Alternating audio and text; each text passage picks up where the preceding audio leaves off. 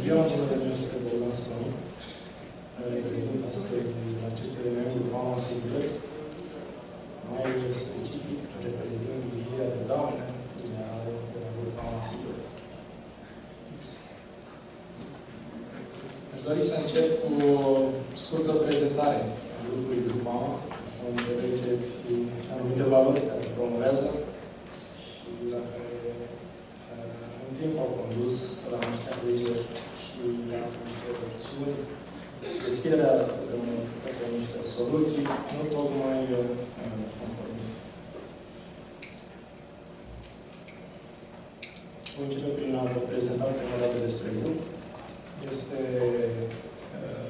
un grup derivat dintr-un grup mutat de agricultură, are peste 100 de ani de experiență, este foarte tradițional și în același timp foarte deschis spre a încerca lucruri și a evolua spre a cede în diverse domenii și spre a să crea expansiune.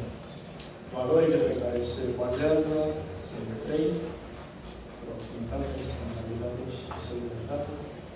De revestiți aici în câteva cuvinte pe fiecare explicat la ceea ce se referă.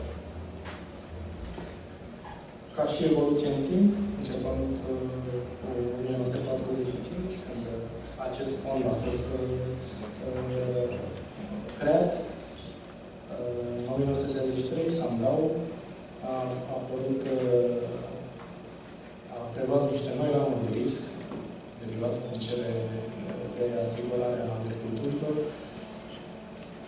În 1972, Sorabiu a început partea de zonă de life insurance, de viață. În 1996, practic, s-a creat brandul grupal, care a învățat toate aceste divize. În 1996 și în 1997, primul produs complet care acoperă toate riscurile legate de domeniul de asigurare. În perioada modernă, să spunem așa, și intrarea în zona de expansiune în afara granițelor, a început prin 1998, cu achiziția societății GAN, care la acea vreme era numărul 3 în Franța,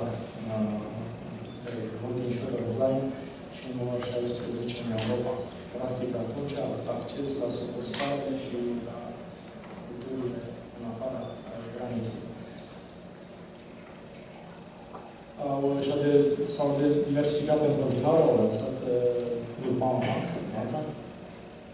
și în 2005-2008, după ce am început această expansiune, deschiderea primului sucursal în China, am început o serie de achiziții.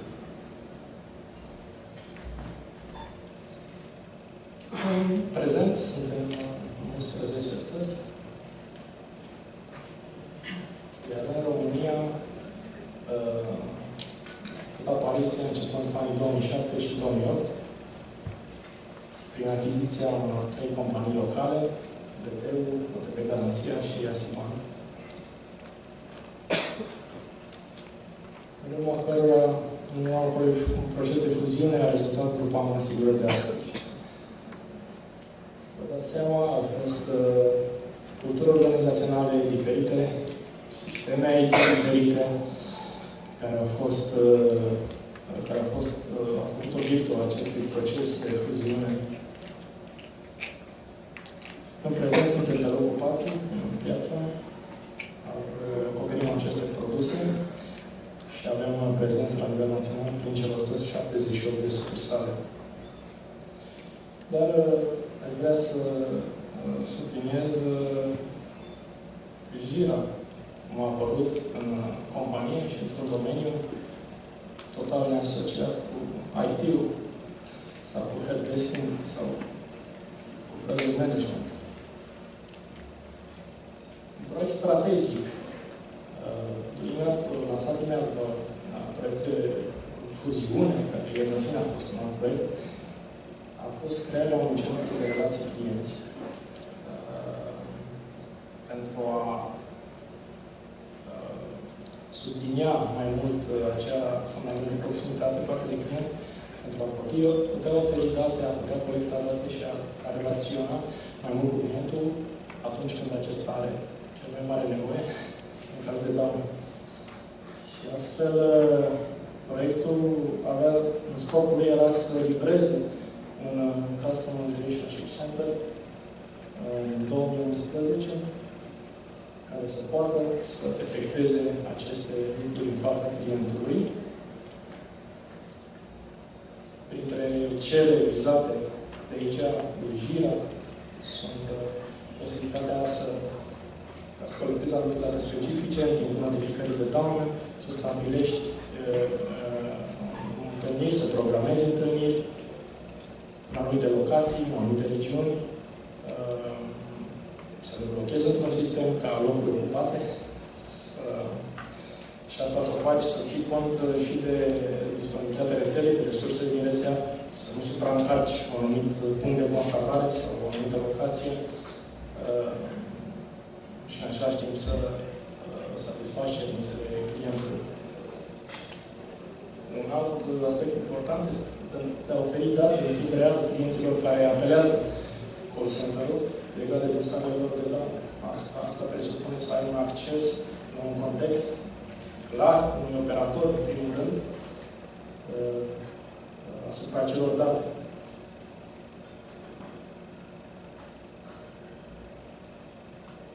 Cum vă spuneam, tocmai ieșim dintr-un proces de incluziune. La acel moment, procesele de daune se regăseau decât în core IT-ul sistemelor. Nu aveam o aplicație de tipul front în care să desfășurăm activitatea sau să regăsească anumite task-uri specifice în interiorul acelei aplicații. Majoritatea, aproape toată instrumentarea dosarului se făcea manual de rețea, efectiv, în baza unui flux plimbat de dosare și de documente, de la roluri, aprobatoare, altele. Deci, central, activitatea era pe dosar, task era dosarul de daune și, bineînțeles, dacă cunoașteți, în cadrul dosarului de daune, sunt efectuate și alte subprocese. Nu există un singur proces de dosar de daune ca în core insurance. Sunt procese separate care pot să apară în anumite condiții, nu tot timpul. Tot timpul e dosar, tot timpul este un proces standard, dar sunt multe activități conexe care implică și alte departamente în afara departamentului daune, care acționează asupra aceleași context în anumite momente de timp, pentru anumite motive.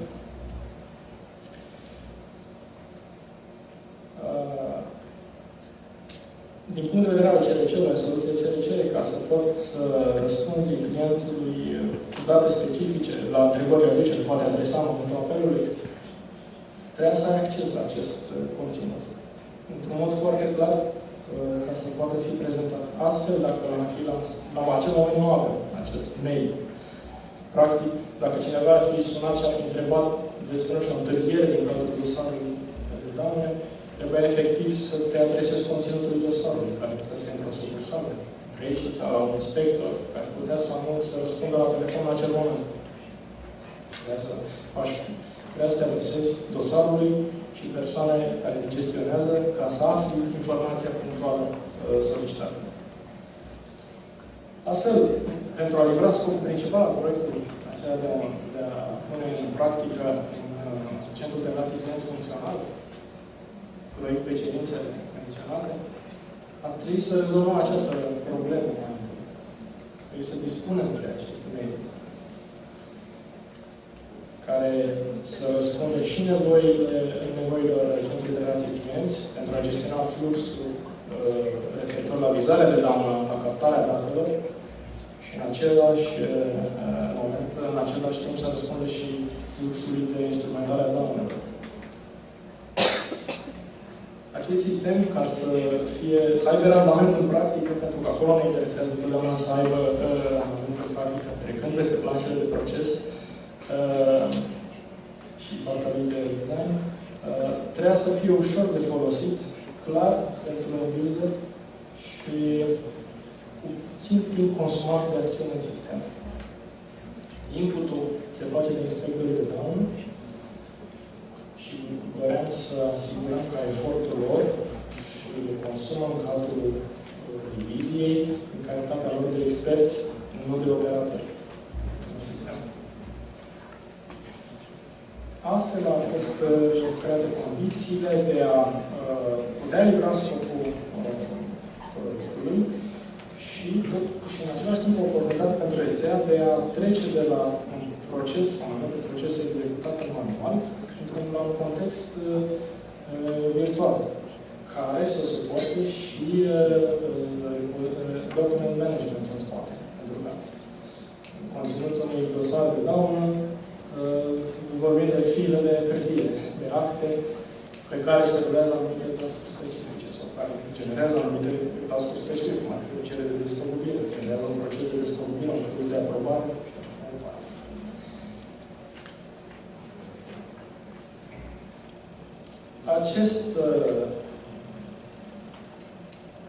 Acest mediu avea să fie eligibil. Chiar dacă ne-a fost prezentat și când ne-am interesat despre el, era asociat cu backtracking, helpdesk, project management, nu neapărat cu gestionarea unui flux de instrumentare daune. Până la urmă, din toate prezentările, a reieșit că este un software, o aplicație care poate foarte bine să gestioneze o activitate. Fie că este un buchet, fie că este un proiect, un bug, o poate gestiona foarte clar și foarte bine. Și atunci asta a condus la alegerea pe care am efectuat și de care suntem foarte bucuroși în acest moment. La acest moment suportă perfect înregistrarea notificărilor de daună, efectuarea programărilor de constatare, gestionarea acestor volume. Are parte de integrare un prim de SMS pentru confirmarea pentru avizării în urma apelului la call center, locații, adrese, intervalul de orar.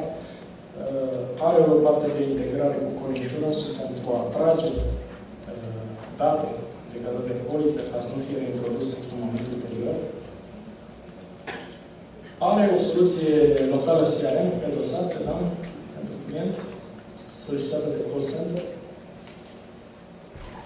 Are absolut foarte bine virtualizat tot fluxurile, de fapt, de instrumentare a dosarului de daune specifice după asigurări și verificări via web service-uri între anumite date portate într-o aplicație ca să fie corectă.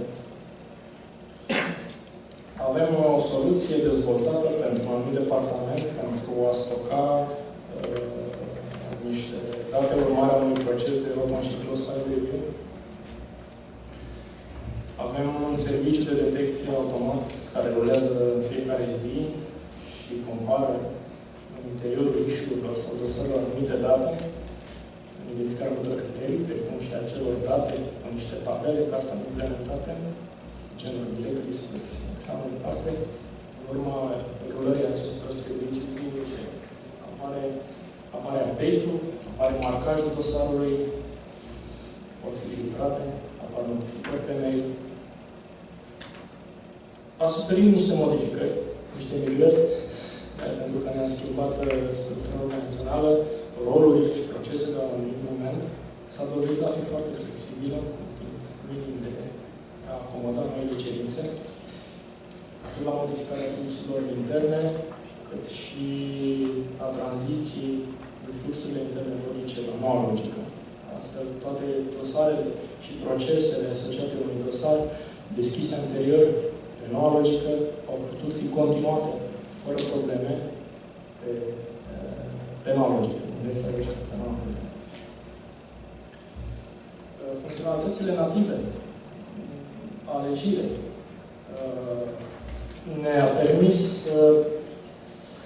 o groază de rapoarte de monitorizare activității și de implementarea unei KPI și meseriuri, de urmărirea acelor meseriuri, instrumentarea daune, bazate pe captura automată de puncturi de tip dată timp. În anumite tranziții, Să spun, vă dau un exemplu, când un dosar intră la un rol pentru aprobare, pentru un anume motiv, se captează, dar la ieșirea către un alt rol la fel, atunci avem pe statusuri, pe anumiți asigni, putem să, într-o anumită de activitate, putem să măsurăm și să vedem în primul rând cât durează, ca să ne dăm seama unde trebuie îmbunătățit, unde trebuie optimizat procesul. Vorbim de optimizare de procese, dar de multe ori ne lipsește claritatea fundației, la ce plecăm exact și ce trebuie să optimizăm. Lucrul ăsta ni l-a oferit nativ. Nu avem costuri de dezvoltare a interfețelor pentru end user. Nici cele de activitate, nici cele de raport on screen. Nu există. Se fac de către end user. Nu apelăm la IT pentru aceasta. Nu le facem noi, efectiv. Business as usual, monitorizarea business as usual. În timp real vedem încărcări de volum și urmărim anumiți parametri. Funcția de istoric, logul, din cadrul issue-ului Jira, este absolut perfect mulat pe cerințele de audit interne, să poată să vadă când, cine, ce, la ce oră a făcut ce tranziție, s-au uploadat ce dosar, sau a făcut ce comentarii. Este o chestie nativă și este on-screen. Comenturile native, iarăși oferite de Jira, au înlocuit pe deplin acele post-it-uri de pe dosarele de down.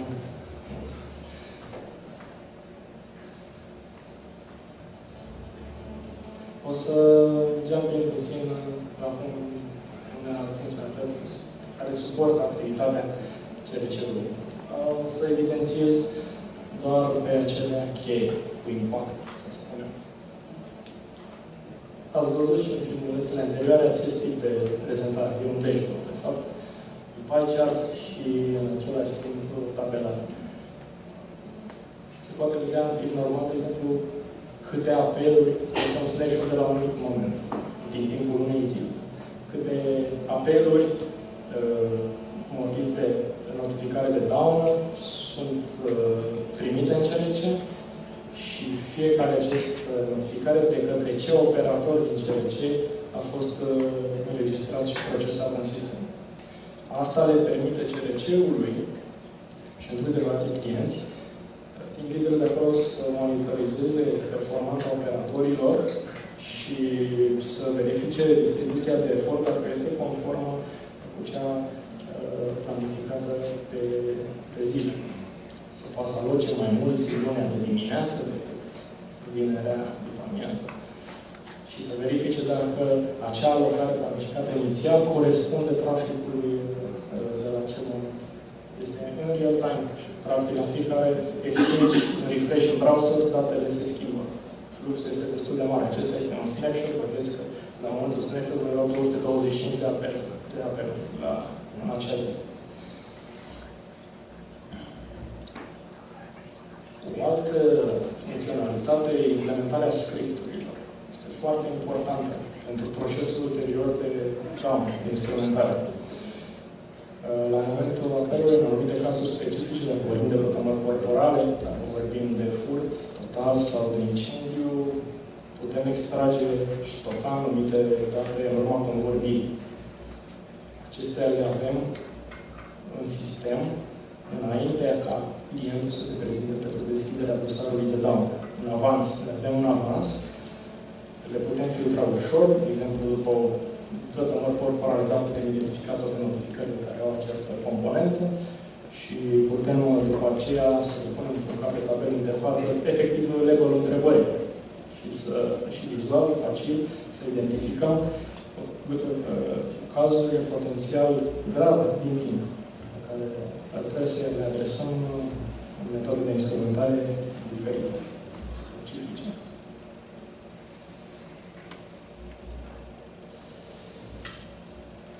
Gestionarea volumelor. Vă dați seama, la acest snapshot erau 225 de avizări pe zi, la sfârșitul zilei erau mai multe.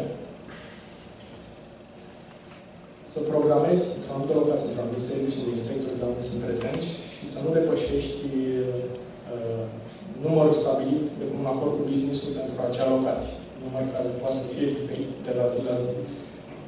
În Țiriaca Autoservice avem 2 persoane în lună, dar o persoană miercuri.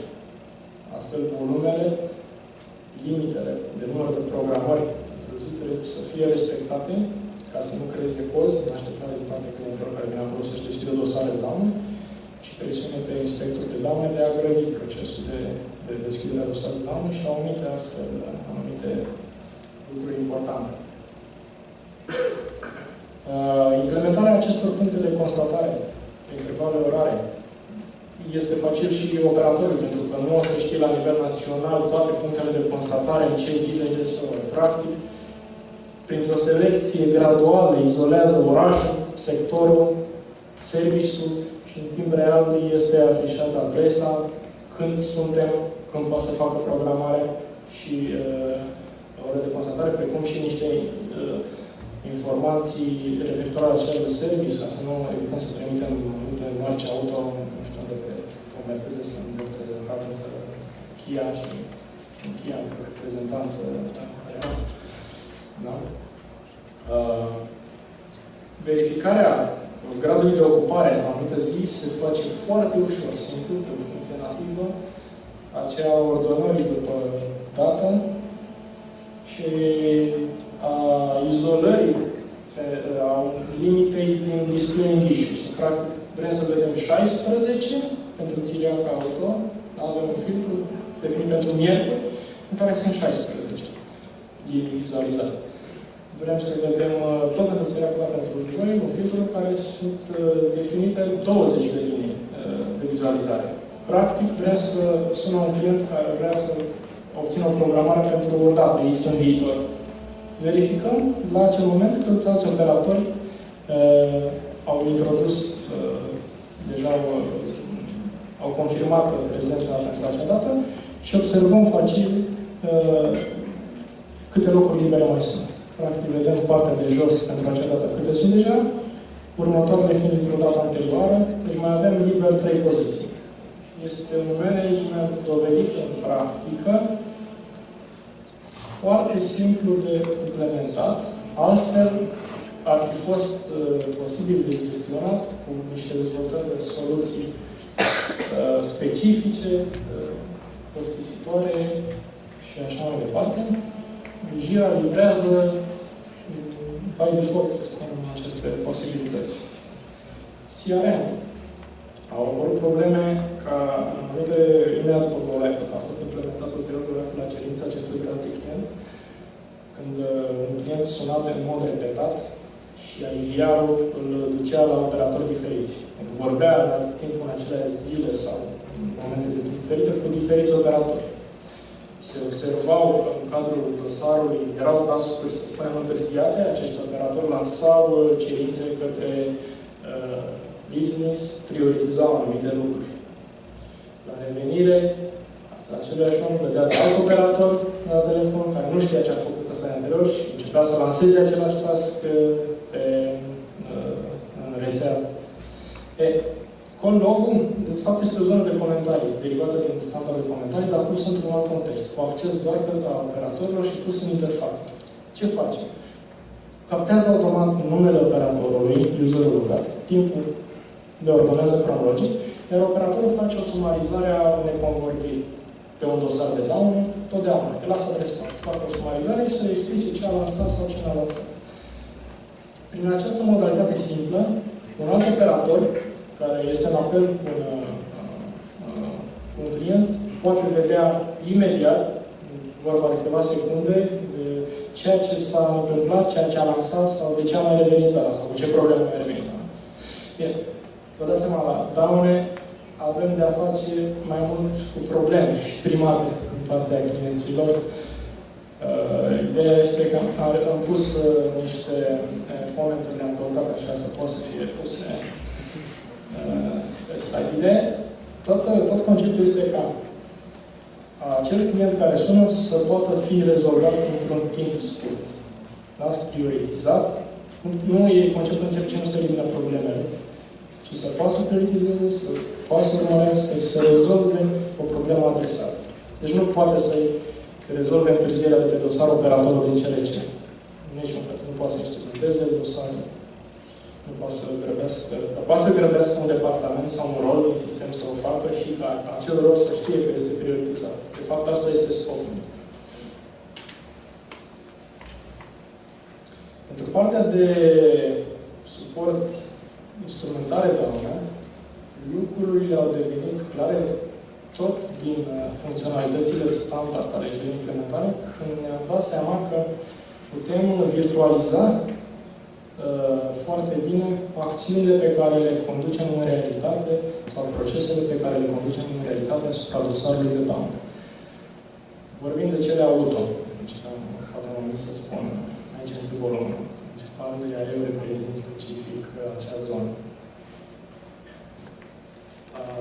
Practic, avem ceva ce se întâmplă tot timpul, care este exemplificat și într-un coriș foarte bine, deschiderea dosarului și evoluția lui spre plată. Da? Deci, tranzacții, implicații pe poliție, rezerve, și așa mai departe. Întotdeauna se întâmplă așa, întotdeauna deschis dosarul de daună, întotdeauna colectez anumite tipuri de documente, însă nu întotdeauna lansez anumite procese asociate dosar. Nu întotdeauna, să spun, introduci dosarul într-o analiză antifraudă, ci doar în anumite cazuri. Aceste subprocese asociate unui proces standard principal poate fi implementat prin subtascurile Jira. Deci e vorba, analizează ca un folder cu subfolder, ca un flux cu subfluxuri. Pot fi create din fluxul principal la anumite momente definite, iar acel subtask, acel subproces, la rândul lui, are el un flux procesual cu asignii, statusuri implementate și date captate specifice. Uneori, pe procesul standard, depinzi de navigare printr-o autotranziție efectuată dintr-un subtask, nu din navigare din taskul principal. Alteori poți să treci prin alt status după ce aștepți un astfel de subtask să se soluționeze, să completeze. Practic, acest concept, care este aplicabil multor procese, nu numai celor de daune sau celor de bug management sau celor de rezolvare unui tichet. Practic, dosarul este un tichet. Ca să înțelegeți, e o problemă ridicată care trebuie rezolvată. Dacă este să facem o asemănare. Aceste lucruri native oferite de Jira ne-au oferit, de fapt, implementarea perfectă a cerințelor business-ului, diviziei daune.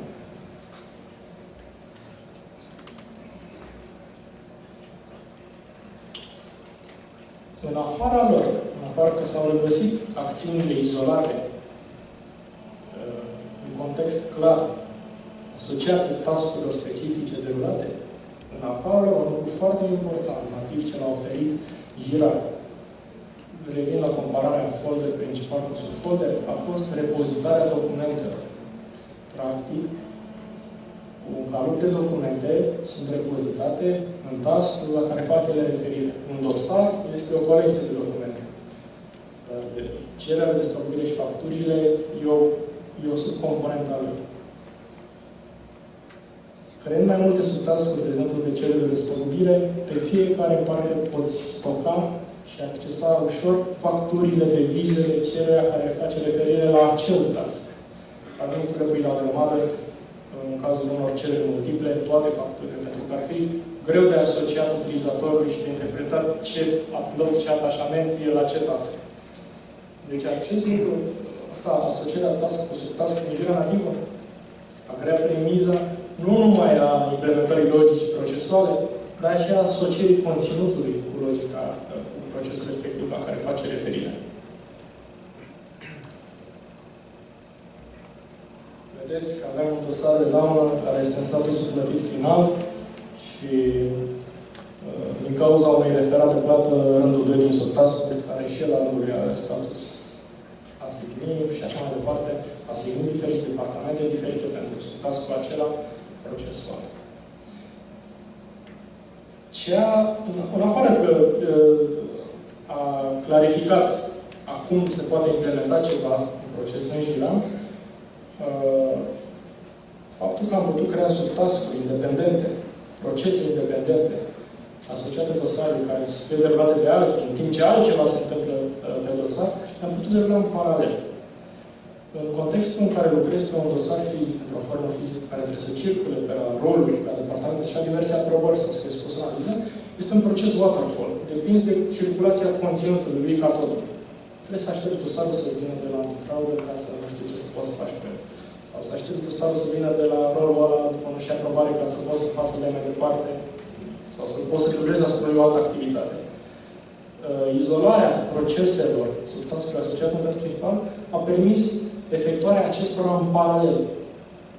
Dacă e să ne referim la un proiect, anumite task-uri se pot efectua în paralel. Nu au constrângere una de alta. Și iată cum timpul procesual a fost scurtat numai prin această implementare.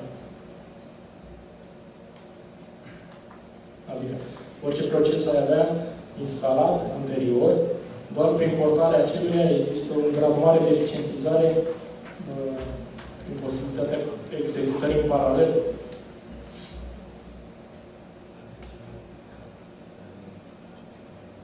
Un alt lucru care a contat foarte mult și ne gândim acum că există o activitate, este un software pentru activitate ce am făcut, o aplicație care virtualizează activitatea, este cum impactul aceleia și gradul de acceptanță aceleia în rândul utilizatorilor, în userilor. Prin faptul că ai acces la conținut facil, zona aceea de atașamente o ține în față, independent în ce taburi de date ai naviga în interfață. Întotdeauna ai zona de atașamente în față. Faptul că ai acces la conținut facil, în cazul nostru pozelor, cu avarilor, creează thumbnail-uri în browser. Practic, când pui o poză, o duce pentru un storage, pentru storage, în aplicație stochează un link către acel fișier repozitat, dar în browser îți creează thumbnail, în cazul shooting-urilor, să spunem. A fost foarte important, pentru că într-un conținut de 30 de fotografii, în cadrul unui dosar, poți să izolezi și să deschizi fix zona care te interesează. E o parte că ai acces facil la conținut, și clar, și este și o parte bună că poți să faci upload facil. Poți să actualizezi conținutul facil din punct de vedere al end-user-ului. Ai efectiv în browser tot timpul, pe oriunde fi, o zonă de drag and drop, ataci drop files și ataci de. Poți să actualizezi pe oriunde fi în conținut, în orice dată de informații, ceva de pe desktop. Poți să faci inserție multiplă, ai scanat o serie de documente, le-ai scanat independent într-un folder pe desktop, pentru că poți să atașezi folder, să vei obține un link, dar intri în folder, selectezi tot talonul de documente și îl postezi. Se creează link-urile și pentru end-user este un efort consumat minim de a actualiza și de a accesa conținutul.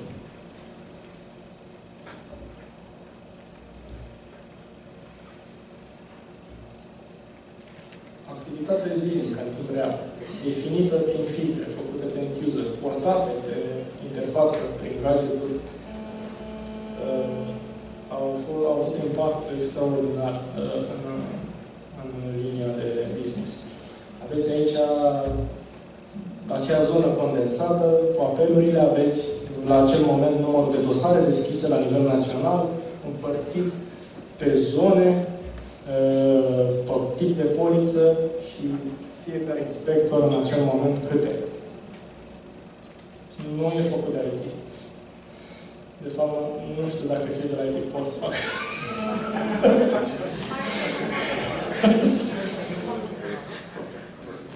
Dacă aș fi în aplicația live și aș accesa oricare dintre cele două dosare ale domnului inspector de repatriere, m-ar arunca în conținutul lor de HPV, aș putea naviga în interiorul conținut, în timp real.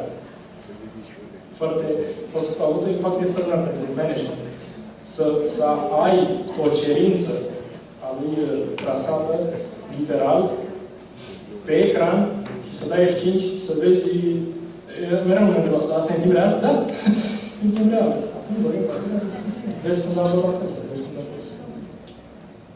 Asta, din punct de vedere al controlului, monitorizării activității, a avut un impact extraordinar la nivelul divizie.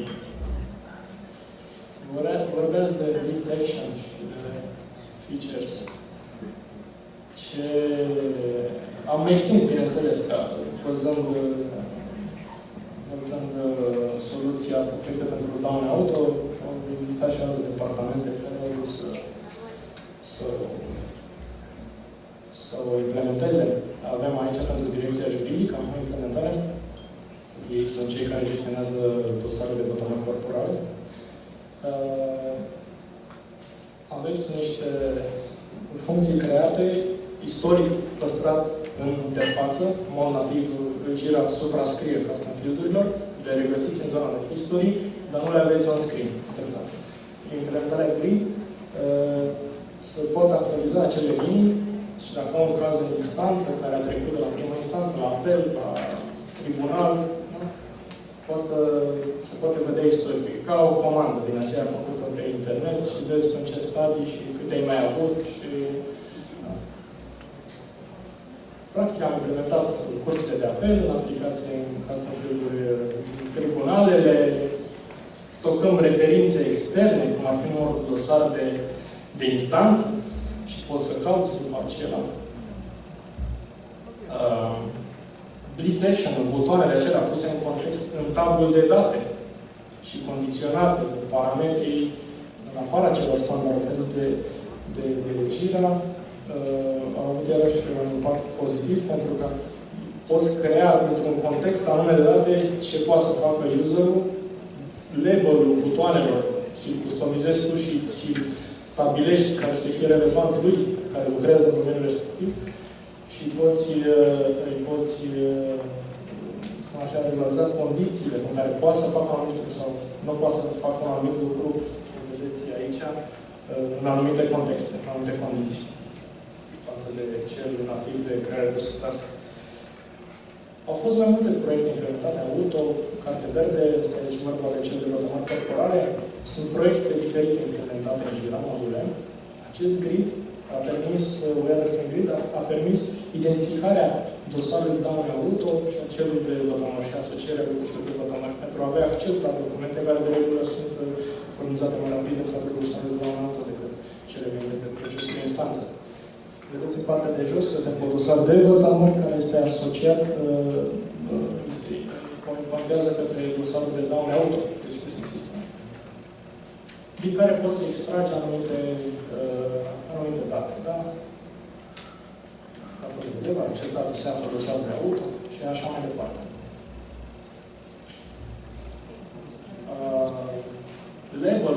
Label-ul în issue, cel cu verde, așa, abordat în care trebuie să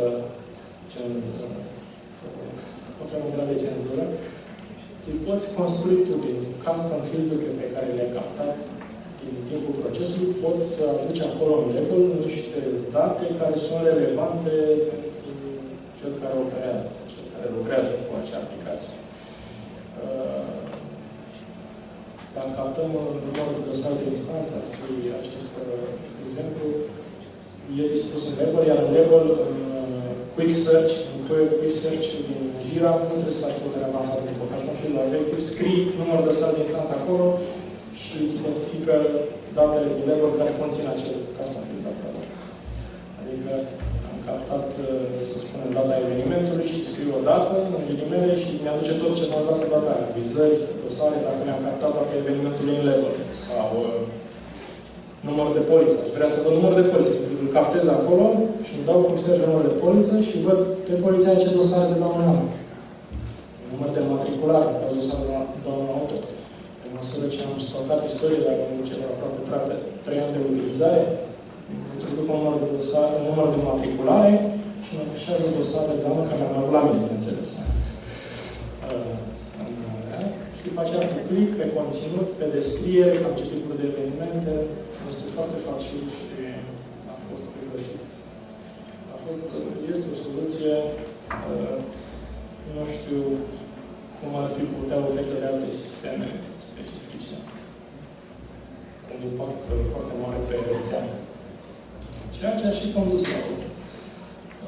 la o recunoaștere la Contact Center Awards din 12 mai 2012, Centrul de Relații Clienți European a fost premiat tocmai pentru acest motiv. Pentru aplicația Jira și a implementării premiul Best Use of Technology câștigătorii anteriori. Deci este un premiu care se dau Centrul de Relații Clienți. Este un eveniment care se adresează pentru acesta. Câștigătorii anteriori au fost Vodafone România și alte soluții mari de Centrul de Relații Clienți. Noutatea tehnologică recentă a fost chiar asta, integrarea unor elemente specifice asociate managementului clientului cu niște elemente specifice asociate unui flux de instrumentare, un proces operațional. Iar într-o singură aplicație. Iar acea aplicație a fost Jira. Asta am vrut să vă arăt și să vă împărtășesc în experiența grupului sigură cu Kepler și cu aplicația. Vreau să vă mulțumesc celor de la Kepler, în special felul de dezvoltare de business analyst de acolo, pentru că am primit de-a lungul timpului foarte multe răspunsuri la ședințe de business, care știți, probabil dacă se la timp, noi pot fi destul de complicate. Să le mulțumesc că ne-au dat foarte multe răspunsuri și de genul că se poate și cum, decât prezentarea unor constrângeri